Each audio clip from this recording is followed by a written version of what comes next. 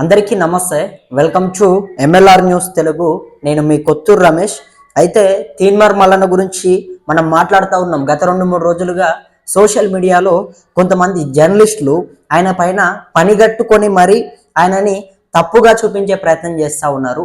వాళ్ళ పని విడిచిపెట్టి వాళ్ళు ఎవరి గురించి మాట్లాడాలి అంటే ప్రజల గురించి మాట్లాడాల్సినటువంటి జర్నలిస్టులు, ప్రజల కష్టాలని చూపెట్టాల్సినటువంటి జర్నలిస్టులు ఇవాళ తెలంగాణ రాష్ట్రంలో తీన్మార్ మల్లన్న అనేటటువంటి వ్యక్తి పైన, ఒక బీసీ బిడ్డ పైన వాళ్ళందరూ కూడా ఏకతాటిగా వచ్చి దాడి చేసే ప్రయత్నం చేస్తూ ఉన్నారు. దాడి చేస్తారా అంటే అక్కడికి పోయి కొట్టడము, రాళ్ళు తీసుకొని కొట్టడము అది కాదు. సోషల్ మీడియా పరంగా మొత్తం కూడా వీడియోలు తీసి జనాలకు తీన్మార్ మల్లన్న అనేటటువంటి వ్యక్తి అన్ని తప్పులు చేస్తూ ఉన్నాడు, అన్ని మోసాలు చేస్తూ ఉన్నాడు అన్నట్టుగా చూపించడానికి నానా రకాలుగా ప్రయత్నాలు చేస్తూ ఉన్నారు కొంతమంది జర్నలిస్టులు. సో నేను వాళ్ళ గురించి మాట్లాడాలంటే నాకు కూడా సిగ్గు అనిపిస్తూ ఉంది ఫస్ట్ ఆఫ్ ఆల్. ఎందుకంటే ఒక బీసీ బిడ్డ పైన ఈరోజు ఈ రకంగా ఇంతమంది దారుణమైనటువంటి రీతిలో ఆయనని బ్లేమ్ చేయడం అనేది కరెక్ట్ కాదు కదా.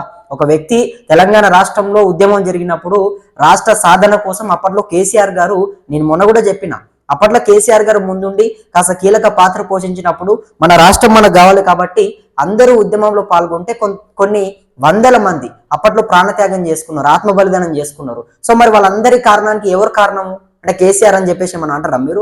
సో ఇవాళ తీన్మార్ మల్లన్న కూడా బీసీ ఉద్యమాన్ని బలపరిచి బీసీ ఉద్యమాన్ని ముందుకు తీసుకెళ్తా ఉన్నాడు. సో ఈ సందర్భంలో చాలా మంది కూడా ఏం చేస్తా ఉన్నారు, ఎక్కడ వీళ్ళందరూ కూడా మన పైన పెత్తనం చెలాయిస్తారో, బీసీలు ఎక్కడ అధికారాన్ని శాశ్వసిస్తారో, ఎక్కడ అసెంబ్లీలోకి వస్తారో, బీసీ ప్రజలు ఎక్కడ చైతన్యవంతం అవుతారో అని చెప్పి కొంతమంది అందరు కూడా భయపడతా ఉన్నారు.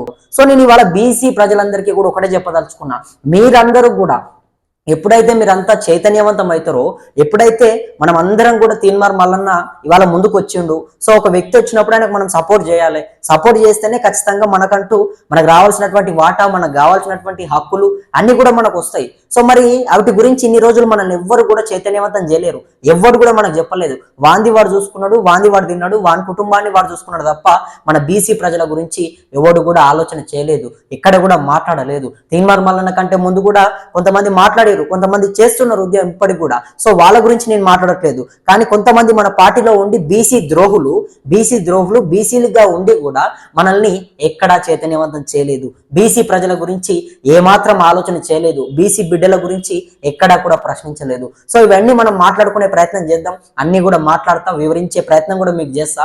సో అంతకంటే ముందు ప్రతి ఒక్కరూ ఒక కింద ఉన్నటువంటి సబ్స్క్రైబ్ బటన్ ని నొక్కి మన ఛానల్ ని సబ్స్క్రైబ్ చేసుకునే ప్రయత్నం చేయండి.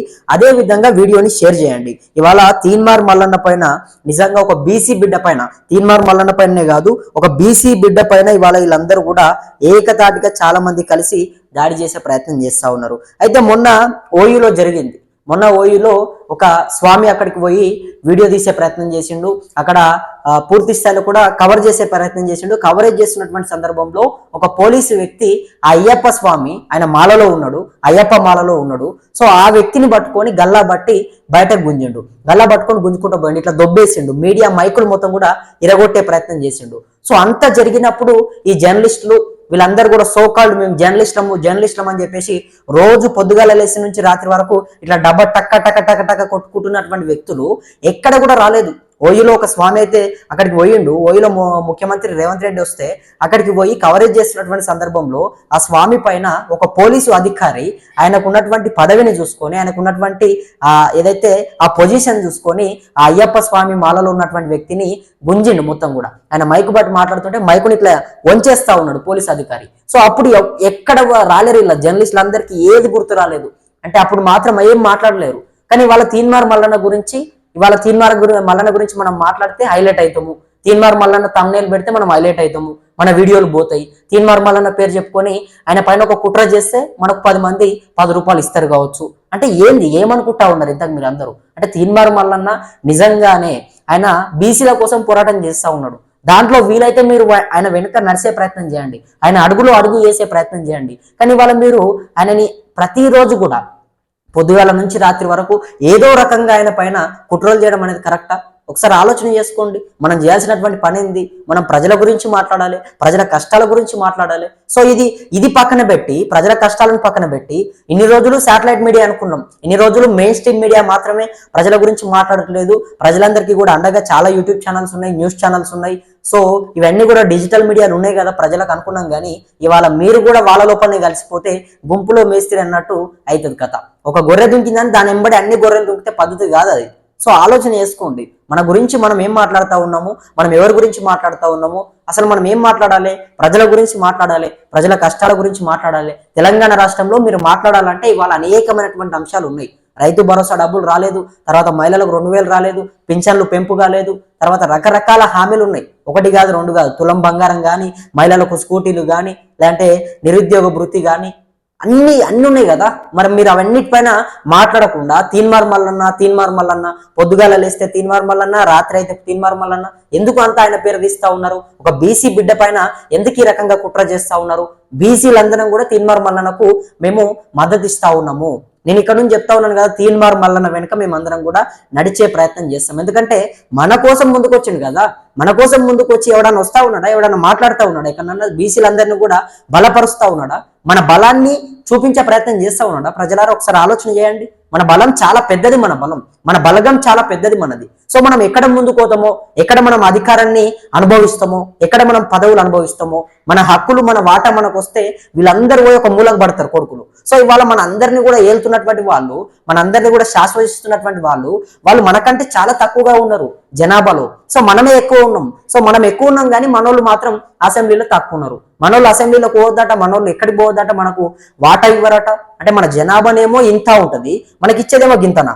సో దీనిపైన తీన్మార్ మల్లన్న ఒక ఉద్యమం చేస్తా ఉన్నాడు. మా బీసీలందరికీ కూడా మాకు రావాల్సినటువంటి వాటా మాకు కావాలి, మా హక్కులు కావాలి, మేమెంతో మాకు అంతా కావాలని చెప్పి తీన్మార్ మల్లన్న ఒక మంచి ఉద్యమాన్ని తీసుకొని వచ్చి అందరినీ కూడా చైతన్యవంతం చేసి ముందుకు పోతా ఉంటే ఆయన ననగదొక్కాలి, ఆయన గొంతుని నొక్కే ప్రయత్నం చేయాలి.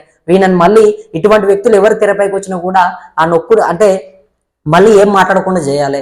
అంటే ఒక గొంతు పైకి వచ్చింది, అది మాట్లాడుతున్నది అని తెలుసుడుతోనే ఏదో రకంగా దాన్ని అనగదొక్కే కుట్ర చేస్తా ఉన్నారు. ఆయన మొత్తం కూడా అక్కడితోనే క్లోజ్ చేసే ప్రయత్నం చేస్తా ఉన్నారు. సో ఇవాళ తీన్మార్ మల్లన్న పైన కూడా అదే జరుగుతూ ఉంది. ఎవరు అంటే బీసీలందరూ కూడా ఎక్కడ చైతన్యవంతం అవుతారో అని చెప్పేసి భయపడతా ఉన్నారు. బీసీలందరూ కూడా గనక చైతన్యవంతం అయితే మన పరిస్థితి ఏంది, మనం ఎక్కడికి పోతాము అని చెప్పేసి అందరూ కూడా భయపడి తీన్మార్ మల్లన్న పైన ఈ రకంగా కొన్ని వీడియోలు తీయించి బ్లేమ్ చేసే ప్రయత్నం చేస్తా ఉన్నారు. సో తీన్మార్ మల్లన్న అనేటటువంటి వ్యక్తి తెలంగాణ రాష్ట్రంలో ఒక బీసీ బిడ్డ. ఆ బీసీ బిడ్డకు చాలా మంది మద్దతు కూడా ఉంది, మా బీసీ ప్రజలందరి మద్దతు కూడా ఉన్నది. ఎందుకంటే తీన్మార్ మల్లన్న మన బీసీల కోసం మనకు రావాల్సినటువంటి 42% రిజర్వేషన్ కోసం గలమెత్తినటువంటి వ్యక్తి, ప్రశ్నించే ధైర్యం కూడా ఉన్నటువంటి వ్యక్తి. అలాంటి వ్యక్తిని చూసి కొంతమందికి నిద్ర పట్టట్లేదు. ఆ నిద్ర పట్టినటువంటి వ్యక్తులు ఎవరైతే ఉంటారో వాళ్ళందరూ కూడా బీసీలను చైతన్యవంతం చేస్తున్నటువంటి వ్యక్తి తీన్మార్ మల్లన్న. సో అతన్ని ఏదో ఒక కేసులో ఇరికించాలి, అతని గొంతు నొక్కాలి ఇక అనే ఆలోచన ఎవరికి వస్తుందో ఒకసారి మీరు అర్థం చేసుకోండి. బీసీలు ఐక్యం కావద్దు అనుకునే వాళ్ళకే, బీసీల బలం బయట పడకూడదు అనుకునే వాళ్ళకేనట. సాయేశ్వరాచారి అంశంపై కూడా ఉన్నది. సాయేశ్వరాచారి మరణం బాధాకరం, ప్రతి ప్రాణం విలువైనదే, కానీ నిజాలు బయటకు రాకముందే ఒక వ్యక్తిపై నిందలు వేయడం ఎంతవరకు కరెక్టు? తీన్మార్ మల్లన్న ప్రశ్నిస్తా ఉన్నాడు కాబట్టి ఏదో ఒక కేసులో ఇరికించాలనని, ఏదో రకంగా క్లోజ్ చేయాలి. ఇటువంటి వ్యక్తులు ఇంకా వస్తారు కావచ్చు. బీసీల బలగం, నేను ఇందాక మీకు చెప్పినా కదా, బీసీల బలగం ఎక్కడ బయటపడుతుందో, బీసీలందరూ కూడా ఒక్కసారిగా ముందుకు వస్తే మనం ఎక్కడ పోవాలనో ఇట్లా వీళ్ళందరూ కూడా భయపడతా ఉన్నారు. సో మీరందరూ కూడా చైతన్యవంతం కావాలి, బీసీలందరూ కూడా ప్రశ్నించాలి, తర్వాత శాశ్వతించాలి. మనకు కూడా మన వాటా మనకు రావాలి, మన హక్కులు మనకు రావాలంటే ఖచ్చితంగా మనం ఒక పోరాటం చేయాల్సినటువంటి పరిస్థితి ఉంటది. ఈరోజు తీన్మార్ మల్లన్న అదే ఒక అంశాన్ని తీసుకొని వచ్చిండు. సో అటువంటి వ్యక్తికి మనం సపోర్ట్ చేయకపోతే రేపు ఇంకెవడు వస్తాడే? ఒక వ్యక్తి వచ్చిండు, కష్టపడతా ఉన్నాడు, ప్రతిదీ కూడా చూస్తా ఉన్నాడు, బీసీలకు ఎక్కడ అన్యాయం జరిగినా మాట్లాడుతూ ఉన్నాడు. సో బీసీల కోసమే ఆయన ఒక మద్దతు ఇస్తా ఉన్నాడు బీసీలందరికీ కూడా. సో అటువంటి వ్యక్తిని మనం కాపాడుకోవాలి కదా, అటువంటి వ్యక్తిని మనం రక్షించుకోవాల్సినటువంటి బాధ్యత మన బీసీ ప్రజలందరిపైన ఉన్నది కదా. సో మరి ఆలోచన చేయండి, బీసీలందరూ ఏం చేస్తారు, బీసీలు ఎవరి వైపున ఉంటారు? నిజంగా ఈ రోజు నేను ఒక జర్నలిస్ట్ గా చాలా మంది గురించి కూడా మాట్లాడుతూ ఉన్నాము, చాలా మంది గురించి కూడా వివరిస్తా ఉన్నాం. కానీ మా జర్నలిస్టుల గురించే ఈ రకంగా మాట్లాడతానని చెప్పి నేను అనుకోలేదు. ఎందుకంటే వాళ్ళు కూడా బీసీలే. సో బీసీలుగా ఉన్నటువంటి వాళ్ళు కూడా తీన్మార్ మల్లన్నని తప్పుడుగా చూపెట్టి ఆయన పైన ఒక కుట్ర చేయడం అనేది ఎంతవరకు కరెక్ట్? అది తీన్మార్ మల్లన్న బీసీల కోసం కదా మాట్లాడేది. సరే మొన్న సాయేశ్వర్ చాయ్ వాళ్ళ చనిపోవడం తర్వాత అది బాధాకరమే, నేను ఇందాక కూడా చెప్పిన. సో వాళ్ళ భార్య వాళ్ళందరూ కూడా పోయి ఆయన నిజంగానే 42% రిజర్వేషన్ కోసమే ప్రాణత్యాగం చేసిండు, ఆత్మ బలిదానం చేసుకుందని చెప్పి వాళ్ళు చెప్తా ఉంటే వీళ్ళు మీడియా వాళ్ళు వచ్చి లేదు లేదు అట్లా గానే కాదు, తీన్మార్ మల్లనే ఏదో చేసిర్రు, రెచ్చగొట్టిరు అది అని చెప్పి మాట్లాడుతూ ఉన్నారు. వాళ్ళ భార్యనే కదా, వాళ్ళ ఇంటి సభ్యులు, చనిపోయినటువంటి వాళ్ళ బంధువులు, ఇంటి సభ్యులు, వాళ్ళ సొంత తమ్ముడే మాట్లాడుతూ ఉన్నాడు. ఏమని?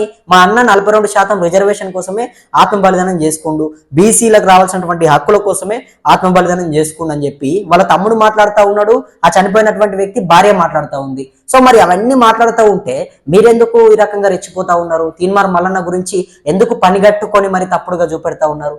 ఆలోచన చేయాలి కదా, మినిమం సెన్స్ ఉండాలి కదా. అంటే మర్యాదపూర్వకంగా మాట్లాడండి మనం ఉంటే, అంతేగాని బలిసిందా ఇలిసిందా ఏందా మాటలు? మినిమం అంటే మిమ్మల్ని చూసి మేము కూడా బాగుపడాలి, మిమ్మల్ని చూసి ఆదర్శంగా తీసుకొని ముందుకెళ్ళాలనుకుంటాం. కానీ గిటువంటి బూతులు మాట్లాడితే గిట్లా మీరు మాకు చెప్పాల్సినటువంటి వ్యక్తులు మంచి మంచి పొజిషన్స్ లో ఉండి ఇంకా మీరు గిట్లా మాట్లాడితే ఎట్లా? నోరు బరేసుకుంటే ఎట్లా? ఒక వ్యక్తి పైన బట్ట గాల్చేస్తామంటే ఎట్లా? ఒక వ్యక్తి పైన బురద చల్లే ప్రయత్నం చేస్తామంటే ఎట్లా? ఆలోచన చేయండి జర్నలిస్ట్ సోదరులందరూ కూడా. దయచేసి ఇది చూసినటువంటి బీసీ ప్రజలు, బీసీ బిడ్డలందరూ కూడా ఈ వీడియోని షేర్ చేసే ప్రయత్నం చేయండి. మీ అందరికీ కూడా మీ గ్రామాన్ని ఏం జరుగుతుంది, మీ గల్లీలో ఏం జరుగుతుంది, మీ బస్తీలో ఏం జరుగుతుంది, ప్రతిదీ కూడా మాట్లాడదాం, ప్రతిదీ కూడా వివరించే ప్రయత్నం చేద్దాం. మీ అందరి కోసం ఇక్కడ కొత్తూరు రమేష్ అనేటటువంటి వ్యక్తి సిద్ధంగా ఉంటాడు. మీకు ఏ కష్టం వచ్చినా, ఏ నష్టం జరిగినా, ఎవరు మిమ్మల్ని అన్యాయం చేసినా, ఏ అధికారులు మిమ్మల్ని భయభ్రాంతులకు గురి చేసినా, ఎవరు మిమ్మల్ని లంచాలు అడిగినా, ఏం చేసినా కూడా ప్రతి దానికి ఇక్కడ సిద్ధంగా నేను ఉంటా. మీరు అన్ని కూడా కింద ఉన్నటువంటి వాట్సాప్ నంబర్కి ఒక వీడియో తీసి ఆ స్క్రిప్ట్ రాసే ప్రయత్నం చేయండి. ఒక 2 లైన్లు దానికి సంబంధించి టెక్స్ట్ రాసి వాట్సాప్ చేసే ప్రయత్నం చేయండి. తప్పకుండా 100% మీ అందరి తరపున ఈ కొత్తూరు రమేష్ ప్రభుత్వాన్ని ప్రశ్నించే ప్రయత్నం చేస్తాడు. మరి ముందు ఏం జరుగుతుంది, ఎటువంటి పరిణామాలు చోటు చేసుకోబోతా ఉన్నాయి అనేది ప్రతిదీ కూడా చూసే ప్రయత్నం చేద్దాం. అంతవరకు ప్రతి ఒక్కరు కూడా వేచి ఉండండి. అదేవిధంగా కింద ఉన్నటువంటి సబ్స్క్రైబ్ బటన్ నొక్కి మన ఛానల్ని సబ్స్క్రైబ్ చేసుకుంటారని చెప్పి నా మనస్ఫూర్తిగా వేడుకుంటూ నేను మీ రమేష్. ధన్యవాదాలు మిత్రులారా.